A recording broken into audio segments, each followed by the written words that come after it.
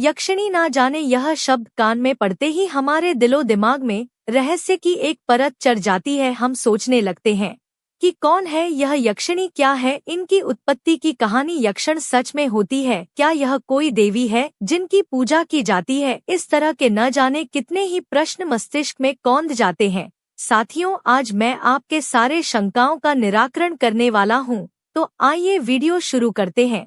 मानव सभ्यता के उत्पत्ति के बाद से ही हर इंसान, चाहे वह राजा हो, कोई साधु हो या तांत्रिक, प्रत्येक व्यक्ति को शक्ति चाहिए। शक्ति हमेशा से पूजनीय है, चाहे जैसी भी शक्ति हो, धन की शक्ति, जन की शक्ति, राज की शक्ति, ज्ञान की शक्ति, शारीरिक शक्ति इत्यादि। इनमें से सबसे प्रभावी धन की शक्ति है। जहाँ धन की शक्ति होगी वहाँ बाकी शक्तियाँ एकत्रित की जा सकती है। इन सभी शक्तियों की स्वामिनी यक्षण होती है। यही कारण है कि चाहे राजा हो, आर्ष मुनि हो, तपस्वी हो या कोई साधारण मनुष्य, सभी यज्ञों की साधना करना चाहते हैं। हिंदू धर्म के मान्यता के अनुसार यक्षिणी देवी का रूप होती है जिनके स्वामी कुबेर है। यक्षणों के उत्पत्ति की कहानी प्राचीन समय से मानी जाती है। जब भगवान शिव की पहली पत्नी माता सती के मृत्यु के पश्चात भगवान शिव गहरी समाधि में चले गए थे, तब बहुत समय पश्चात माता आदिशक्ति ने देवी पार्वती के रूप में जन्म लिया। देवी पार्वती जैसे जैसे बड़ी होती गई, उन्हें शिव के प्रति प्रेम होने लगा और वह भगवान शिव को पति रूप में पाने के लिए तपस्या करने लगी। एक समय एक पर्वतीय हिमखंड की गुफा में भगवान शिव समाधिस्थ थे तथा उस गुफा के बाहर माता पार्वती उनसे भेंट करने के लिए गुफा के बाहर बैठकर उनकी आराधना करने लगी। देवराज इंद्र के कहने पर कामदेव वहां पर पहुंचे और उन्होंने अपनी कामेच्छा ऊर्जा से परिपूर्ण एक बाण महादेव पर चलाया। यह बाण चलाने के लिए देवराज इंद्र ने ही कामदेव से कहा था, ताकि भगवान शिव की समाधि को भंग करके उन्हें सांसारिक की तरफ लाया जा सके। लेकिन कामदेव ने इसी तरह का एक बाण माता पार्वती की तरफ भी चला देता है। कामदेव का यह मानना था कि उसके बाण से माता पार्वती में भी काम इच्छा बढ़ जाएगी और वह भगवान शिव को पाने के लिए अधिक प्रयास करेंगी। जब कामदेव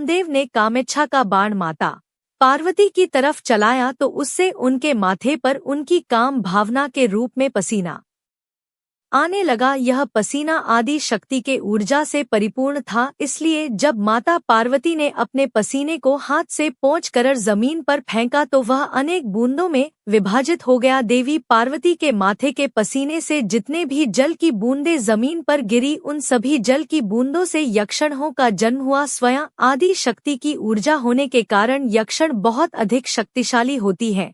यक्षणों का जन्म माता के काम भाव से हुआ था, इसीलिए वह स्वभाव से ही कामुक और दिखने में अत्यंत आकर्षक होती है। अपने उसी कामुक स्वभाव के कारण उनसे एक गलती यह हो गई कि काम वेग में आकर वे अपने पास उपस्थित आर्षियों को छूने लगी। तब आर्शिवी से नीचे गिर जाओ, ऐसा ही हुआ। तब यक्षणों ने उनसे क्षमा याचना की, जिस पर उन आर्सिमोटो कर ले। तभी से वे यक्षण इधर उधर भटकती हैं और ऐसे साधक को खोजती हैं जो उन्हें सिद्ध कर सके, ताकि वे पुनः देवत्व को प्राप्त कर सके। माना जाता है कि रामायण काल में तारका नाम की राक्षसी वास्तव में एक यक्षिणी थी। रामायण के बालकांड में 24वें एवं 25वें सर्ग में महर्षि विश्वामित्र श्री राम को बताते हैं, ब्रह्मा जी की तपस्या करके उनके आशीर्वाद से सुकेतु इस पुत्री को प्राप्त किए थे। तारका में 1000 हाथियों के बराबर बल था। तारका अत्यंत बलवान होने के साथ साथ सुंदर भी थी। इस कारण सुकेतु ने का विवाह एक राक्षस जम्बुसुर के पुत्र सुंद से कर दिया था। चूंकि सुंद एक राक्षस था, इसलिए वह अर्ष मुनियों को सताया करता था, यज्ञ में बाधा पहुंचता था। उससे परेशान होकर महर्षि अगस्त्य ने सुंद को मार डाला। जब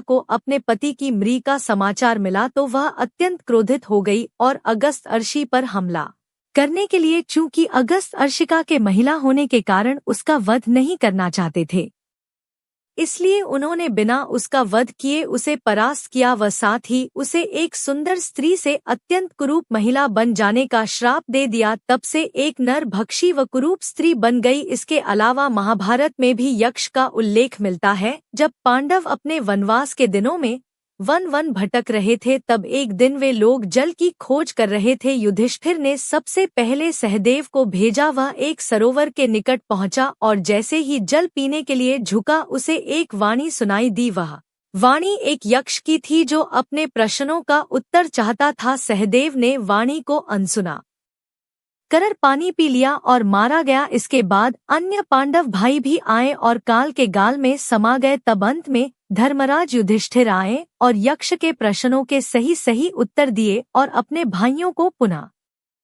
जीवित किया। यक्षणों के विषय में कहा गया है कि यह अत्यंत सुंदर और आकर्षक, मन को हरने वाली, काम क्रिया में निपुण, चंद्र की भांति उज्ज्वल, विजित करने वाली, किसी वस्तु को अदृश्य करने वाली, कान में आकर गुप्त बात बताने वाली, अन्न भंडार भरने वाली, धन वैभव से पूर्ण करने वाली, माया और तंत्र विद्या में पारंगत और मनुष्यों से कहीं अधिक शक्तिशाली होती है। यक्ष लोक को पृथ्वी से सबसे निकट माना गया है। यक्षणों को प्रसन्न करना अपेक्षाकृत अधिक सरल होता है। यक्षिणी साधना में साधक सिद्ध की हुई यक्षण से माता, बहन, प्रेमिका और पत्नी, इन 4 रूपों में कृपा प्राप्त कर सकता है। साधक की इच्छा अनुसार यक्षण इन्हीं 4 स्त्री के रूप में उसके साथ व्यवहार करती है। हालांकि दक्षिणी इतनी सुंदर और आकर्षक होती है कि अधिकतर साधक उन्हें प्रेमिका और पत्नी के रूप में ही पाने के लिए साधना करते हैं। हालांकि यदि साधक पहले से विवाहित हो तो प्रेमिका या पत्नी के रूप में यक्षिणी को सिद्ध करने पर उसे अपनी पत्नी का त्याग करना पड़। माता और बहन के रूप में यक्षिणी को सिद्ध करने पर ऐसी कोई बाध्यता नहीं है। यक्षिणी साधना के पहले कुबेर की साधना करना आवश्यक माना जाता है, क्योंकि सभी यक्षण यक्ष राज कुबेर के अधिपत्य में रहती हैं और बिना उनकी कृपा के यक्षणों को सिद्ध नहीं किया जा सकता। हालांकि कोई कायर या दुर्जन व्यक्ति यक्षणों को सिद्ध नहीं कर सकता। यह साधना अत्यंत कठिन होती है और यदि इसे गलत तरीके से किया गया तो यक्षणों की कृपा के स्थान पर उनके कोप का भाजन बनना पड़ता है। जीवन में रस, सौंदर्य, सुख, आनंद और सुरक्षा की आवश्यकता होती है। यक्षिणी साधना आपको यह सभी चीजें प्रदान कर सकती है। यक्षिणी साधक के पास कोमल, सुंदर, सौम्य रूप में आती है, क्योंकि वह दिव्य स्वरूपा है जो यक्ष जाति से संबंधित है। वह प्रेमी है, भोग्य नहीं। कोई भी महिला आपके भोग की वस्तु नहीं है। कोई भी साधक जो सकारात्मक मन रखता है और गुरु के प्रति समर्पण रखता है, वह तंत्र में सफलता प्राप्त कर सकता है। यहाँ उदम रेश तंत्र से एक बहुत ही उच्च स्तरीय साधना बता रहा हूँ। इस साधना से साधक की सभी मनोकामनाएं पूर्ण हो सकती हैं तथा वह सभी भौतिक लाभों का पूर्ण आनंद उठा सकता है। साधना बताने से पहले अष्ट यक्षिणी के बारे में संक्षिप्त में बता देता हूँ। सुर सुंदरी यक्षिणी ऐश्वर्या धन की स्वामिनी है। मनोहरे यक्षिणी की साधना से सम्मोहन धन प्राप्त होता है। कनकावती यक्षिणी इच्छा पूर्ति, तेज तीक्ष्ण होता प्रदान करती है। कामेश्वरी यक्षिणी पुरुषत्व, इच्छा पूर्ति, द्रव्य देती है। रतिप्रिया यक्षिणी सुख सौंदर्य की देवी है। पद्मिनी यक्षिणी आत्मविश्वास, मानसिक शक्ति बढ़ाती है। नटी यक्षिणी किसी भी प्रतिकूल परिस्थिति में सुरक्षा प्रदान करती है। अनुरागिनी यक्षिणी की साधना से धन, यश, इच्छा की पूर्ति होती है। साधक को सभी 8 यक्षण की सिद्धि प्राप्त कर चाहिए। साधक को मन पर नियंत्रण और सावधानी के साथ अष्टयक्षण साधना करनी चाहिए। उसे हमेशा मानसिक रूप से यक्षिणी मंत्र का जाप करना चाहिए। यह साधना रात के समय करनी चाहिए। कृपया साधना के अनुभव दूसरों के साथ साझा ना करें और अपनी साधना के बारे में दूसरों को ना बताएं।